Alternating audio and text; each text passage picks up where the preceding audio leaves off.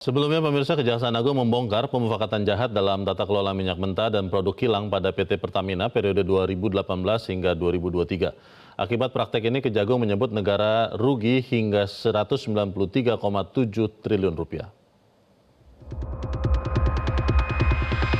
Kejaksaan Agung mengungkap kasus dugaan korupsi dalam tata kelola minyak mentah dan produk kilang pada PT Pertamina periode 2018 hingga 2023. Dalam penyidikan, Kejaksaan Agung membongkar adanya dugaan pengoplosan bahan bakar minyak RON 90 atau Pertalite menjadi RON 92 atau Pertamax.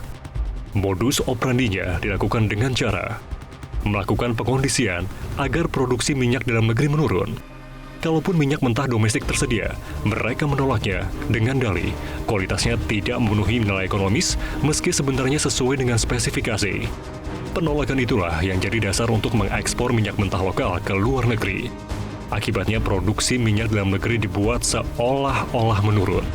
Dan untuk memenuhi kebutuhan minyak dalam negeri, keran impor minyak dibuka. Bahkan Kejagung menyebut terjadi pula penggelembungan harga kontrak pengiriman minyak mentah dari luar negeri.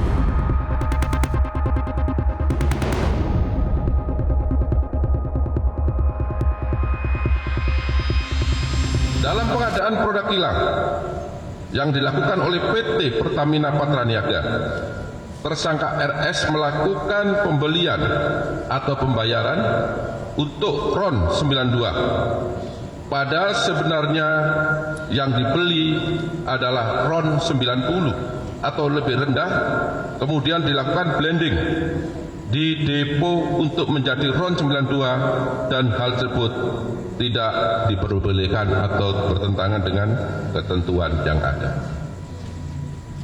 Pada saat telah dilakukan pengadaan impor minyak mentah dan impor produk kilang, diperoleh fakta adanya markup kontrak shipping atau pengiriman yang dilakukan oleh tersangka YF selaku Direktur Utama PT Pertamina International Shipping, sehingga negara mengeluarkan fee sebesar 13 sampai dengan 15% secara melawan hukum, sehingga tersangka MKAR mendapatkan keuntungan dari transaksi tersebut.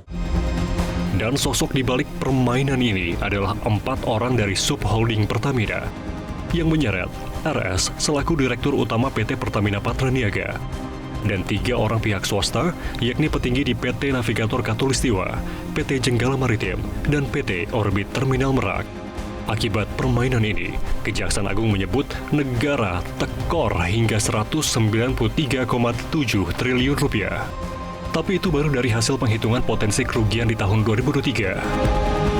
Kerugian keuangan negara sebesar 193,7 triliun, tentunya itu baru perhitungan yang dilakukan oleh penyidik, ya, jadi perkiraan. Tentu ahli sekarang sedang BPK, ya, ahli keuangan tentunya sedang melakukan perhitungan, dan bagaimana nanti perhitungan dari tahun ke tahun kita harapkan ada kerugian keuangan negara yang fix setelah hasil dari perhitungan ahli. Jadi bisa dibayangkan, berapa ribu triliun negara merugi karena praktik rasuah yang sudah berlangsung sejak 2018? Tim Liputan Metro TV. Jelajahi cara baru mendapatkan informasi. Download Metro TV Extend sekarang.